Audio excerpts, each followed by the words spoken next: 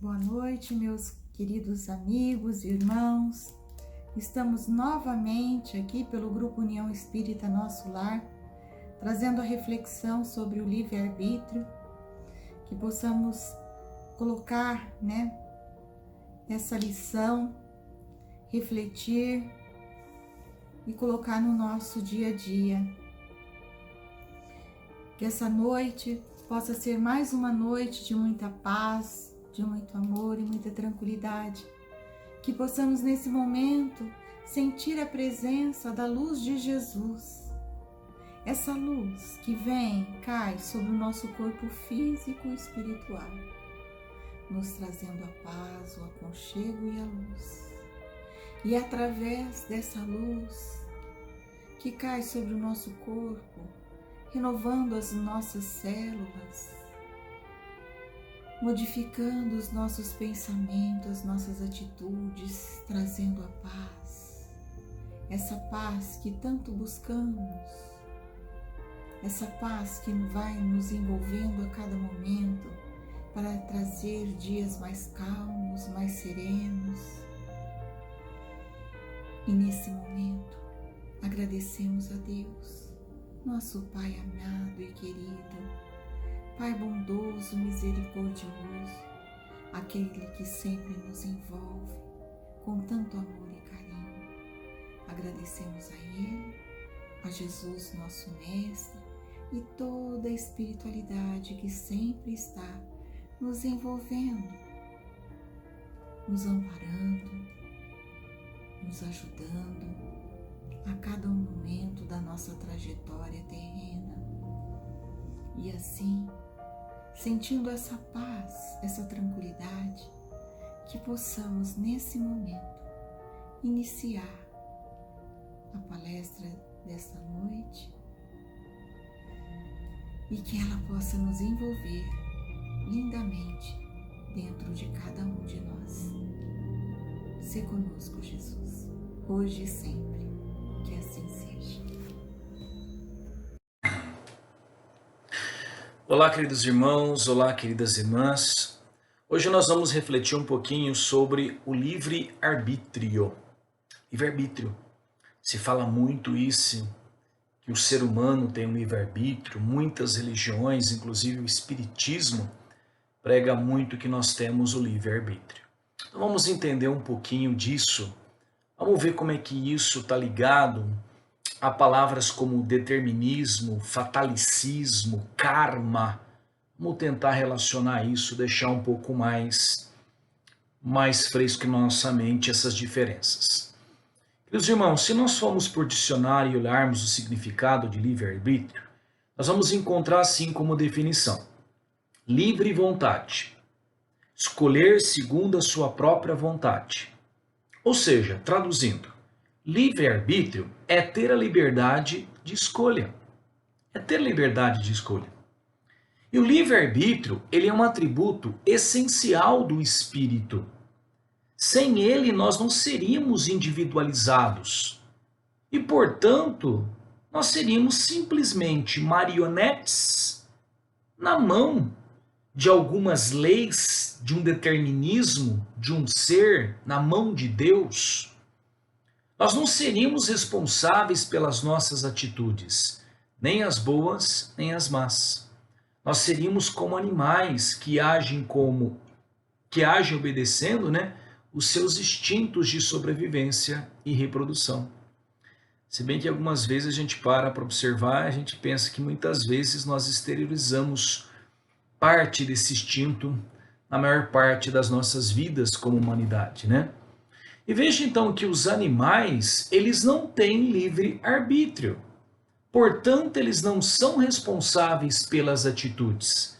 Eles agem pelo instinto que eles têm. Eles não conseguem, pela consciência, diferenciar uma atitude boa de uma atitude ruim. Não passa pela escolha, pela consciência desses nossos irmãozinhos. Eles não são responsáveis pelas atitudes, não é? Se nós não tivéssemos esse livre-arbítrio, nós estaríamos submetidos a um determinismo divino.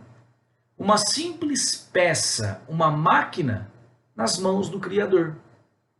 Graças ao livre-arbítrio, nós temos a liberdade de escrever a nossa própria história. No entanto, irmão, aí que está algo muito importante. Com essa capacidade de escolher o que eu quero, isto também vem uma grande responsabilidade. Ele nos coloca o livre-arbítrio também como responsáveis pelos nossos atos, pelas nossas atitudes.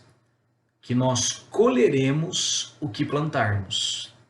Então, se nós tivéssemos que nessa primeira parte buscar uma definição completa de livre-arbítrio, espiritualmente falando, seria a liberdade de escolha, só que também vinculada às responsabilidades pelas escolhas. Então, fisicamente, digamos assim, estamos, na verdade, vivendo a lei de causa e efeito. Que toda causa, que toda ação que eu vou praticar, eu vou colher. Eu vou ter uma consequência dessa ação. Ou desse pensamento também. Nós já estudamos, né? Que o pensamento é uma força muito poderosa.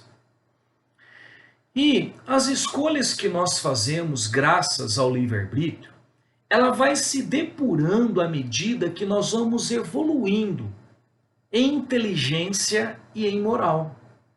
Muitas das escolhas que nós fizemos em outras reencarnações, lá na época das cavernas, Idade Média, são diferentes das escolhas que nós fazemos agora, pelo menos a maioria delas, graças ao nosso aprendizado. E à medida que nós vamos evoluindo cada vez mais, nós vamos conseguindo mais claramente diferenciar o bem do mal, o que é certo do que é errado, a felicidade da tristeza. Nós vamos nos aproximando mais perto de Deus, mais perto do Criador. Agora, irmãos, olha essa pergunta que eu faço para vocês. Espiritualmente falando, o livre-arbítrio, ele é absoluto ou ele é relativo?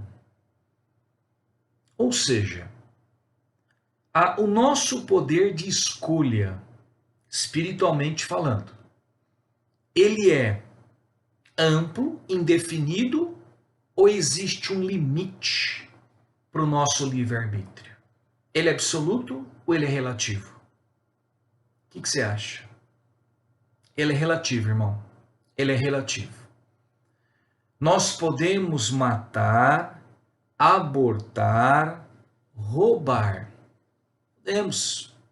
No entanto, o livre-arbítrio está submetido às leis divinas. Por exemplo, algum espírito pode deixar de existir? Eu não quero mais existir, pela minha vontade eu vou desintegrar. Não vou, não tem como. Até os nossos equívocos em relação ao suicídio, né? Achando que nós somos simplesmente essa vida material, após o ato do suicídio, a morte do corpo físico, nós somos surpreendidos do outro lado de que a vida continua, que eu vou colher as consequências dessa atitude. Então veja que não é possível nenhum espírito decidir que não vai mais existir. Isso barra numa lei divina. Algum espírito escapa às leis de causa e efeito estabelecido pela divindade? Também não, irmão. Também não. A gente pode parecer que, né, algumas atitudes que muitos dos nossos irmãos estão cometendo ficam impunes. Pode ficar impunes as leis do homem, mas não as leis de Deus. Né? Quantos e quantos irmãos equivocados em atitudes, irmãos políticos, irmãos que estão matando em guerras, serão muitas vezes surpreendidos no plano espiritual pelas consequências das atitudes, das escolhas que tiveram. Talvez aos nossos olhos passa para nós que não existe, né, a justiça como nós queremos. Mas do lado espiritual a coisa é diferente. Um espírito, irmão, ele pode até decidir não evoluir, ficar estacionado, não fazer nada nessa vida, ou deixar para a próxima. Posso. Mas o espírito não regride. Não regride. Ou seja, os valores espirituais conquistados verdadeiramente, eles não se perdem. Mostrando mais um exemplo dessa relatividade do nosso livre-arbítrio. Fazendo uma comparação, é semelhante a uma criança que tem uma certa liberdade relativa dada pelos pais dentro de casa. No entanto, eles não podem dirigir, cozinhar, mexer com facas, não é? É uma liberdade relativa. Você quer ver outro exemplo que encaixa perfeitamente nisso? Semelhante ao controle da nossa respiração. Até certo ponto, eu decido, a minha vontade decide como eu quero respirar. Se eu quero respirar mais, né, com maior frequência, com menor frequência, mais rapidamente, mais vagarosamente. Só que chega um ponto, irmão, que eu não decido mais. Por exemplo, alguém consegue se matar prendendo a respiração? É possível uma pessoa se matar, prender a respiração? Quero morrer agora. Amigo, por mais forte que essa pessoa seja, chega um momento que o nosso sistema nervoso fala, chega, solta o ar, você não manda mais. Ninguém consegue se matar prendendo a respiração. Certo? Aí nós tivemos um encontro passado sobre a influência que os espíritos têm nas nossas vidas, que vale a pena trazer uma pergunta em relação a esse tema, juntando as duas coisas. Nós vimos que nós sofremos influenciação espiritual de todos os tipos, inclusive negativas, certo? E a pergunta é, uma pessoa que passa por uma influenciação espiritual negativa, ela possui ainda o livre-arbítrio dela? Ela possui livre-arbítrio ou não?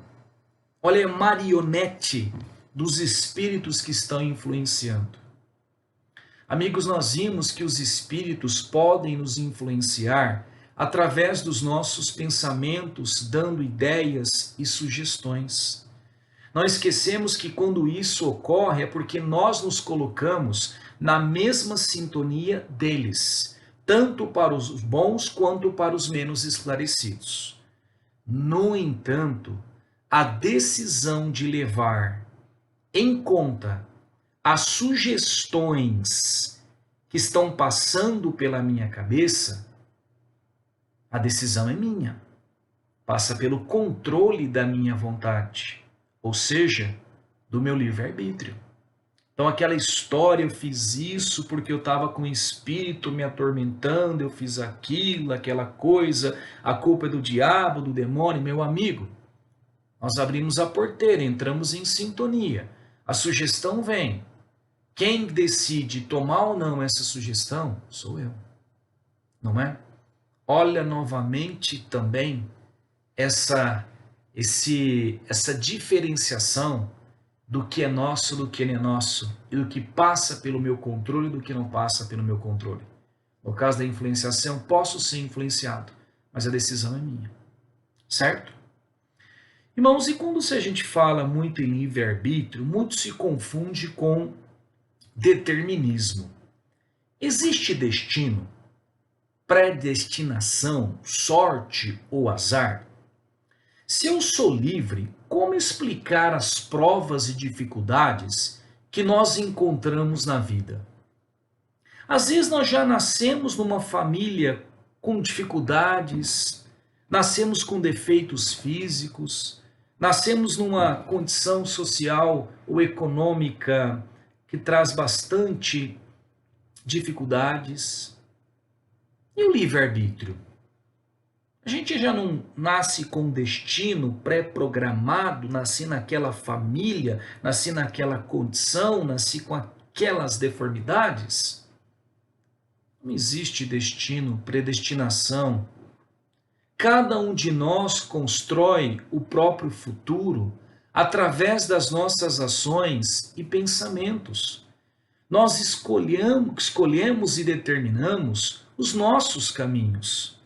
O que existe são consequências das escolhas que nós fizemos, boas ou más, em outras reencarnações, quando nós já nascemos numa certa situação de início de uma nova reencarnação, e que reflete, né, as situações, a forma de aprendizagem, tudo isso para mim. Devido às minhas escolhas ruins ou boas que eu tive em outras vidas, nessa reencarnação, eu vou ter que passar por novas lições. Eu estou submetido às leis de causa e efeito. Às vezes o que eu pratiquei numa reencarnação, eu não colhi na mesma reencarnação, né, os frutos bons ou ruins das sementes que eu plantei. Às vezes eu não sofri as consequências ainda dos meus atos praticados. E às vezes ela vem numa próxima reencarnação. Ela vem numa próxima reencarnação. E aí que a gente tem que dizer uma coisa, não como castigo, gente, mas como forma de aprendizagem. De maneira resumida, nós colhemos as consequências das ações que nós praticamos, tanto para o bem quanto para o mal. A semeadura é opcional, mas a colheita é obrigatória, como aprendizagem. Se ontem, numa outra vida, eu já comentei isso com vocês em outras exposições, se eu tive condições financeiras propícias, mas eu usei o meu dinheiro somente para o mal, o meu poder para coisas ruins, às vezes numa outra reencarnação eu tenho a oportunidade de nascer numa situação econômica mais simples, para poder valorizar o trabalho honesto, trabalho digno. Se ontem eu fui uma pessoa muito apegada ao meu visual, uma pessoa bonita, uma pessoa que usou essa beleza para infidelidade, construindo sentimentos ruins com outras pessoas através do abandono, através de olhar somente a minha parte física, não minha parte também interna. Às vezes, numa outra vida, eu venho com uma vestimenta não tão bela, mas para poder também aprender a valorizar as coisas, qualidades espirituais, internas. E assim vai. E muitas vezes, quando nós encontramos dores nessa caminhada, é pela nossa própria consciência, pelas faltas que nós cometemos, pelas nossas escolhas. No mundo espiritual, amigos, quando há reencarnação, ela pode ser compulsória ou não. Como compulsória? Quer ver? Olha outra situação do livre-arbítrio relativo.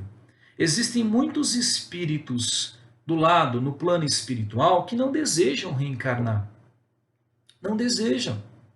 Estão lá, vivendo aquela situação, menos esclarecidos, ainda muito voltados para o mal, e não querem. E a divindade, né, os espíritos superiores, os mensageiros, mesmo eles não querendo, reposicionam eles em novas reencarnações para aprender. É um aluno dizendo, uma criança dizendo, eu não quero ir para a escola, eu não quero ir para a escola. Mas o que o pai e a mãe faz? Envia o filho para a escola. Não tem que você querer, você tem que aprender, você tem que evoluir. Olha a relatividade novamente. Reposiciona esses irmãozinhos, eles não têm escolha. Para quê? Para aprender. Senão não avança. Eu vou reencarnar para enfrentar, eu sei que eu vou enfrentar dificuldades, todo lado espiritual, eu sei como é que eu vou ter que reencarnar, o que eu vou ter que enfrentar, eu vou colher as consequências, eu fiz cagada, eu não quero reencarnar. Misericórdia, amor de Deus, Ele é pai, Ele é mãe, você não quer ir para a escola, filho, mas você tem que ir, sinto muito, você tem que ir para a escola. Agora, existem situações também que a reencarnação, quando o espírito já está mais consciente, e está trabalhando para evoluir nas colônias espirituais, ele entra até, é consultado e ele é levado em conta situações que ele mesmo escolhe para viver na próxima reencarnação. Então existe até em departamentos em colônias espirituais, quando eu vou reencarnar e tenho consciência que eu tenho que reencarnar e eu quero fazer isto, me consultam, olha, acho que eu estou pronto para vencer isso aqui, eu estou pronto para atuar sobre isso, eu estou pronto para aprender essa lição. E às vezes nós somos reposicionados em situações não como destino, mas situações que nós aprenderemos novas lições. E às vezes isso que eu estou sofrendo agora, ou essa dificuldade, isso que eu estou condenando agora, a família que eu vivo, com as pessoas que eu vivo, o emprego que eu tenho, a situação física que eu estou condenando, às vezes eu até pedi essa situação antes de reencarnar, para que eu pudesse aprender novas lições. Às vezes nós escolhemos, não é? Outra coisa que nós precisamos também entender é a questão do fatalicismo. Muito se usa karma. É o meu karma, estou vivendo isto porque é o meu karma viver isso. E existe uma confusão muito grande dessa palavra. A ideia do karma, né, que não é uma coisa que é muito utilizado no hinduísmo, no budismo também, a gente precisa tomar bastante cuidado, nós espíritas, para não transformar isso num fatalicismo que não tem como modificar. Muitos espíritas, inclusive, usam a palavra karma numa situação de uma ideia que jamais pode ser modificado. Não é? Comentários muitas vezes equivocados que parece que Deus está aplicando com nós a lei de talião. Olho por olho, dente por dente. Se você matou alguém em outra vida, você será morto nessa vida. E só falta falar, olha, se você matou alguém com um tiro, você vai ser morto com um tiro. Gente, precisamos parar com isso. Precisamos parar com isso. Isso não existe. Isso não existe. Né? Só falta também dizer que se você matou a pessoa, é a mesma pessoa que vai vir te matar agora. Cria uma ideia de um fatalicismo divino. Entendeu? Que Deus vai te fazer reencarnar de um jeito e você não pode fazer nada para mudar isso. Isso é castigo. É colocar uma qualidade de inquisitor, de carrasco em Deus, que não existe.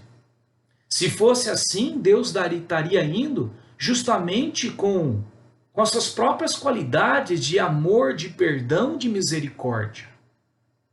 Kardec perguntou no Livro dos Espíritos, pode o homem mudar a ordem dos acontecimentos?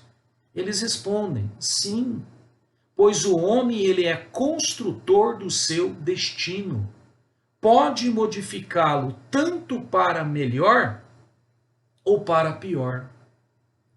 Chico tem uma frase que eu adoro muito, que ele diz assim, que liquida esse fatalicismo. Ele diz assim que toda vez que a justiça divina, nos procure para acerto de contas, se a justiça nos encontra trabalhando em benefício do próximo, manda a misericórdia divina que ela retorne sobre seus passos sem data prevista de retorno. Nós comentamos sobre isso quando nós falamos sobre misericórdia e justiça divina. É isso, gente. O que importa? O que importa, irmão, é se a lição já foi aprendida, querido. O que importa é se a lição já foi aprendida. Certo? É a mesma coisa que chegar um filho, nosso filho chega para nós e fala assim, pai, eu cometi um erro, olha, eu realmente fiz isso aí e estou arrependido, estou confessando o erro. Aí a gente pega, porque ele confessou o erro, a gente dá uma surra nele. Meu amigo, o que eu mostrei para ele? Que eu sou mais forte que ele? Lógico que eu sou mais forte que meu filho, minha criança. Você entendeu? Então não tem sentido a punição se a lição já foi aprendida. O castigo, às vezes, entre aspas, castigo, né? A dificuldade que eu deveria passar é para que fizesse com que eu aprendesse a lição. Mas se eu aprendi a lição sem precisar passar pela dificuldade, pela dor, por que que eu tenho que passar pelo sofrimento se aquilo iria me ensinar a lição que eu já aprendi em outro caminho? Não tem sentido. Então, é incoerente. Alguém que se arrepende, o filho que chega para o pai, eu dou uma surra nele. E se Deus fosse dar todas as surras pelos nossos erros? Gente, às vezes nós encarnamos e como por aprendizagem, ó, não castigo, a gente tem que passar muitas vezes por situações que não são nada agradáveis. Porque como nós somos ainda alunos rebeldes, às vezes é necessário um pouco mais de chacoalhão, de um pouco mais de trabalho intenso para que a lição seja aprendida. Mas às vezes quando a gente reencarna, nós podemos modificar as nossas atitudes na nossa reencarnação. Pelo conhecimento de uma religião, pela orientação dos pais, da escola, dos professores, e assim vai. E às vezes eu aprendi mais pelo amor, por coisas boas, que aquela atitude que eu estava praticando em outras reencarnações, aqueles hábitos, estavam equivocados e eu mudo. E às vezes eu não tenho que passar pelas dificuldades. Olha alguns exemplos. O Chico tinha um irmão que ajudou muito o Chico no começo, no centro espírita. O irmão dele, ele desencarna e Chico fica muito chateado. Comentando com Emmanuel, Emmanuel fala assim para ele que Chico, que o seu irmão desencarnou agora, te deixou, mas ele recebeu, na verdade, por merecimento dele, ele recebeu, na verdade, um presente ao desencarnar agora. Porque fazia parte da programação de aprendizagem dele, passar por situações de doenças extremamente difíceis, que não tinha mais cabimento isto, porque toda a dedicação, a ajuda que ele deu, né, em todos esses anos ao seu lado, né, cobriram a multidão de pecado. Entende? Existia também o fato, né, entre os espíritos dizendo que uma mulher muito caridosa, que era uma dirigente de um centro espírita, desencarna com 60 anos, vítima de um atropelamento. E o marido, assim, muito inconformado, né, também espírita, ajudava a mulher no centro. Uma sessão mediúnica, ele recebe uma mensagem dizendo que aquela desencarnação era um merecimento daquela mulher por todo o trabalho que ela havia feito, por ter conseguido aprendido lições de maneira diferente. Porque estaria na programação de aprendizado dela, ela passar por uma invalidez por mais de 10 anos. E não foi necessário. Ela aprendeu as lições de algo, né, por uma maneira diferente. Pelo trabalho, pelo amor ao próximo, pela dedicação aos outros. Entende, irmãos? Como fica claro que Chico disse: toda vez que a justiça divina nos procure para acerto de contas e nos encontra trabalhando em benefício do próximo, manda a misericórdia divina que ela retorne sobre os seus passos sem data prevista de retorno. É isso, irmãos. Então, o que nós podemos tirar com tudo isso? Que depende de cada um de nós, irmão. Tudo está em nossas mãos, não é? O apóstolo Paulo dizia assim: todas as coisas são lícitas. Eu posso tudo, mas nem todas convêm. Olha só, todas as coisas são lícitas, mas nem todas convêm. Nem todas edificam. Nós não podemos esquecer que o meu livre-arbítrio, ele deve estar condicionado ao livre-arbítrio do meu próximo. Posso ter a vontade de fazer tudo, mas entre a vontade de fazer e o ato em si, há uma distância muito grande, irmão. A minha liberdade, ela termina onde começa a do meu semelhante. Ou seja, eu posso decidir sobre os meus caminhos e escolhas, desde que isso não aprisione a liberdade do outro. Sabe a regra de ouro do livre-arbítrio, dada por Jesus? A regra de ouro do livre-arbítrio. Fazei aos outros o que gostaria que fizessem com você. E muitos de nós ainda em humanidade, porque nós estamos em graus evolutivos diferentes, tanto intelectualmente como moralmente, quanto espiritualmente, muitos de nós ainda nós temos dificuldade de avaliar se as nossas atitudes são boas ou não. Se as atitudes que estamos realizando têm ou não peso significativo na vida das outras pessoas. Um filósofo chamado Immanuel Kant, ele disse assim, os atos morais podem ser universalizados, os imorais não.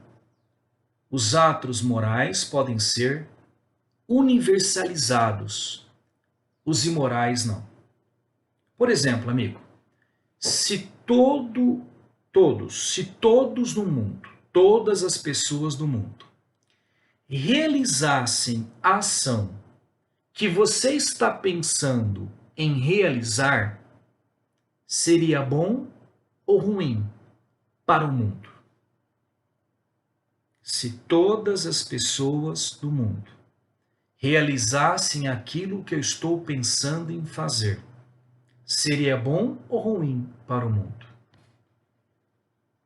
Se todas as pessoas do mundo passassem no sinal vermelho, jogassem lixo na rua, se todos resolvessem as desavenças com violência, como é que seria o mundo? Se todos no mundo exercessem mais o perdão, a caridade, a paciência, como é que estaria o mundo? Então, na dúvida, porque eu tenho o livre-arbítrio, na dúvida de como executar esse livre-arbítrio, se a minha atitude, o meu pensamento, a minha ação é boa ou não, nos perguntemos se isso que eu quero realizar, estou em dúvida, é algo que vai trazer benefícios ou muitos prejuízos? Nos coloquemos essa pergunta. Se todo mundo no mundo fizesse isso, como é que seria para o mundo? Legal, né? Tem uma historinha para a gente terminar isso, que diz assim, que numa vila da Grécia vivia um sábio famoso por saber a resposta de todas as perguntas que fizessem para ele. E um dia um jovem adolescente, conversando com uma pessoa, um amigo, disse assim, eu acho que eu sei como enganar esse sábio. Eu vou pegar um passarinho e vou levar comigo até ele. Dentro da minha mão aqui, fechadinho, um passarinho pequeno. E vou deixar minha mão aqui atrás, para ele não ver. E eu vou perguntar assim para ele. Se o passarinho está vivo ou está morto? Passarinho que está na minha mão aqui atrás. Se ele disser que o passarinho está vivo, eu espremo a minha mão e mato o passarinho. E deixo ele cair no chão para ele ver. Mas se ele disser que está morto, eu abro a minha mão e deixo o passarinho voar. E assim ele maquinou. Chegou até perto do sábio e fez a pergunta. Sábio, o passarinho na minha mão, aqui atrás, está vivo ou está morto? O sábio olhou para o rapaz e disse, meu jovem, a resposta está nas suas escolhas. A resposta está nas suas mãos. É isso, gente. Obrigado pela paciência. Fiquem com Deus.